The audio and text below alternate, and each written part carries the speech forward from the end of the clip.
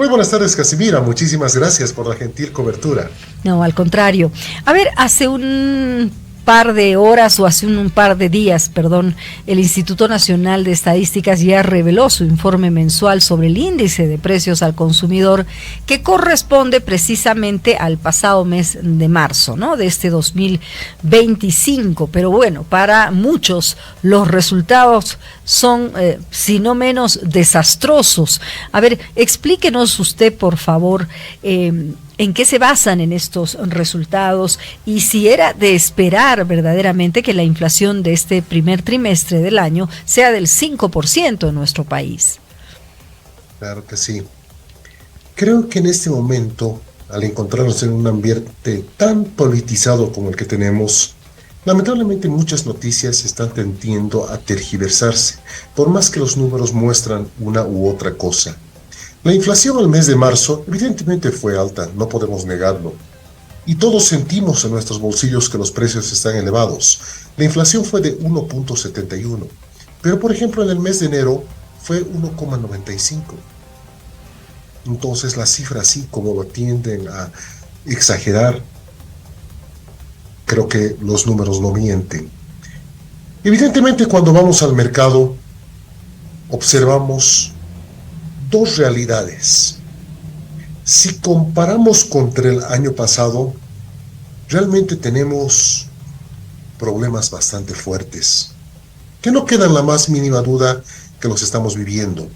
Por ejemplo, el año pasado, en marzo, a finales de marzo, el pollo promedio Bolivia estaba a 13.70 el kilo. Hoy está en ¿cuánto?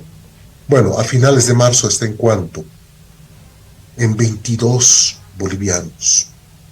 Se ha tenido un incremento ahí considerable de algo más de 8 bolivianos con 40. Un incremento prácticamente del 61,3%. Pero si nos ponemos a analizar en el corto plazo, el 15 de marzo, el precio del pollo aquí en La Paz estaba a 27 bolivianos el kilo. ¿Y hoy a cuánto está? A 17. ¿Esto por qué? Porque ya se regularizaron los problemas que estaban atendiendo a este sector, al sector avícola como tal. Las lluvias mermaron en algo. El maíz, principal alimento balanceado, empezó a ingresar de golpe. Los efectos tardíos en términos del ingreso de recarga de pollitos bebé que se dio por los problemas de los bloqueos del señor Evo Morales en noviembre ya terminaron. Entonces la producción va a empezar a regularizarse y los precios también. Los precios no son los de antes todavía, evidentemente, pero ya estamos observando algunos cambios. Por ejemplo, encuentro titulares muy alarmistas, que todos los alimentos subieron. Pero hago una pregunta. ¿Alguna vez vio en estos días algún titular que, por ejemplo, decía: la papa registra el precio históricamente más bajo en los últimos 5 años? Entonces creo que esto es más parte de una coyuntura política que una coyuntura meramente económica. Ahora, señor Arandia, esta inflación acumulada a marzo de este año, dicen es la más alta en las últimas 3 décadas en este periodo. Es por eso que ha llamado tanto la atención. La más alta en 3 décadas, algunos afirmaban que hasta en 40 años, 4 décadas, es decir, eso no se había sentido en Bolivia o no habíamos tenido esa inflación tan alta. Yo creo que zapatero a tus zapatos. Y un buen economista o un economista sabe perfectamente que la inflación tiene que compararse contra meses anteriores o similar periodo del año anterior, porque podemos estar hablando de coyunturas totalmente distintas y ni siquiera que son comparables. Realmente me alarma ese análisis que salió a partir de un economista en Tarija, la ligereza técnica con la que se maneja, solo con el fin de buscar titulares y buscar sensacionalismo. El señor Fernando Romero, economista. Sí, ojo, no solo economista, sino funcionario de la alcaldía de Tarija. Y lo que más me alarma es que, por ejemplo, la alcaldía de Tarija no hizo nada para controlar la especulación. ¿Y quién está a cargo de controlar la especulación? El señor Romero. Entonces creo que aquí hay más política que la parte analítica. Ahora, pese a la elevada inflación, usted dice que los precios de la canasta básica están bajando, no todos, algunos. Nos ha puesto el ejemplo del pollo.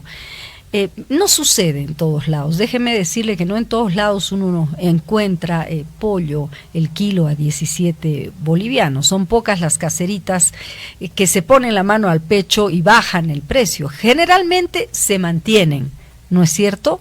No bajan.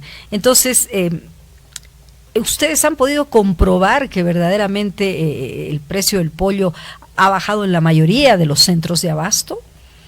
Sí, evidentemente. Ese 17.6 que tenemos el kilo de la carne de pollo hace referencia al promedio nacional del pollo en los centros de abasto que tenemos al día de hoy y de ayer. Pero tengo que destacar algo importante dentro de lo que señalaba. No todas las caseritas se mueven al unísono. De la variación tan fuerte que hemos registrado del 60% del precio entre marzo del 24 y marzo del 25, la tercera parte del mismo, incluso un poco más,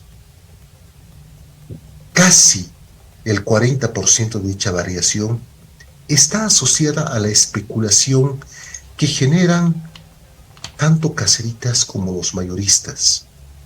Podría creer que en algún momento, a principios de marzo, a pesar de que los supermercados te venden con factura, el precio en los supermercados era más bajo que en los mercados de abasto, es algo un poquito irracional y difícil de creer, y que solamente se puede explicar por el hecho de que los mayoristas, como decimos en la jerga popular, están haciendo su agosto y aprovechando de esta coyuntura política para poder generar ganancias, distorsionando los precios y distorsionando las expectativas. Esa sería la única explicación para que un precio en el supermercado del pollo sea más barato que un precio del pollo en el Rodríguez, en Villa Fátima o en Miraflores o en cualquier otro mercado. Realmente es algo muy complejo.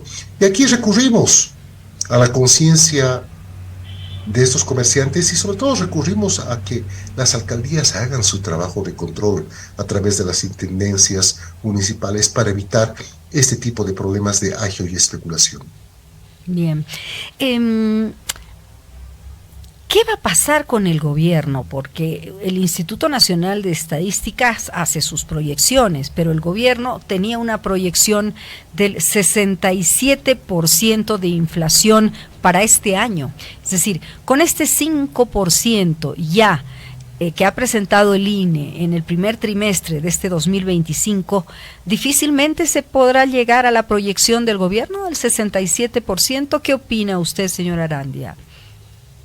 La proyección realizada por el Ministerio de Economía y Finanzas Públicas junto con el BCB es del 7%, no del 67%. Con el 5% habríamos alcanzado el 67% de esta meta, tal vez hacer la aclaración. Nosotros como Instituto Nacional de Estadística no participamos en esta proyección, no podemos ser juez y parte. Como institución meramente técnica, lo único que nos abocamos es a realizar el registro de los datos y reflejar la realidad de la mejor manera posible, puesto que también estamos sujetos a auditorías internacionales que ven la calidad de nuestro trabajo como tiene que ser.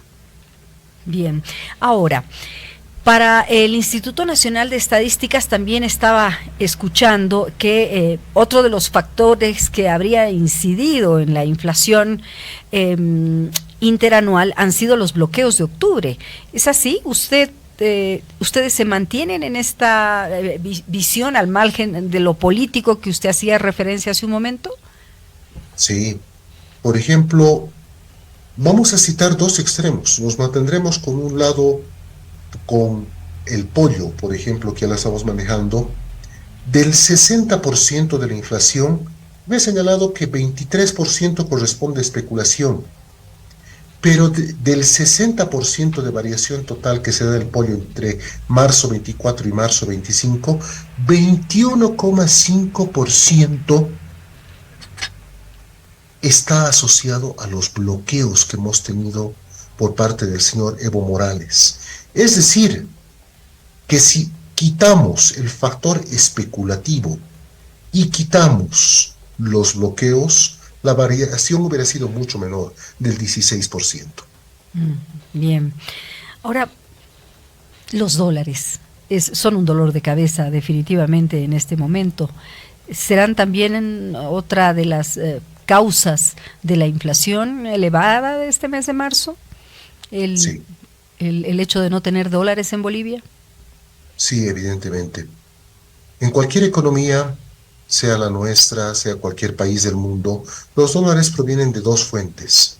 Uno, por el lado de operaciones de comercio exterior, llamémosla lo que es la diferencia entre exportaciones menos importaciones o la inversión extranjera directa, y adicionalmente proviene de potencial endeudamiento externo. Pero en este caso no tenemos ni uno ni otro. Lamentablemente los exportadores no están trayendo sus divisas a nuestro país para liquidarlo, lo que complica la situación de las reservas internacionales. Pero al mismo tiempo existe este tema político que impide que se tenga una mayor disponibilidad de dólares a través de deuda externa. Entonces estamos en una especie de encrucijada donde obviamente la escasez de dólares se está traduciendo en distorsiones en la economía que no pueden ser benéficas bajo ningún punto de vista.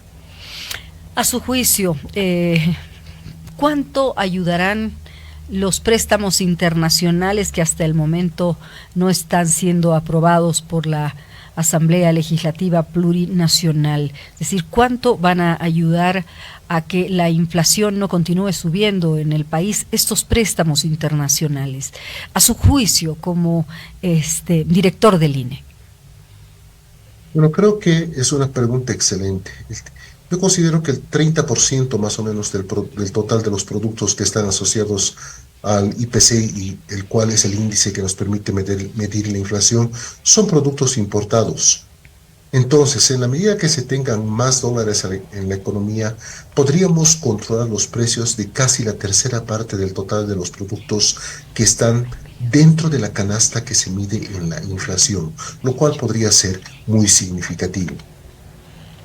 Le agradezco muchísimo, señor Arandia, como siempre. Sabemos de su tiempo apretado, pero gracias por estos minutos con Red Compañera Mundo. Será hasta una próxima oportunidad. Muchísimas gracias a usted. Que tengan muy buenas tardes. Que le vaya muy bien. Buenas tardes a toda su gentil audiencia. Gracias. Gracias, igualmente.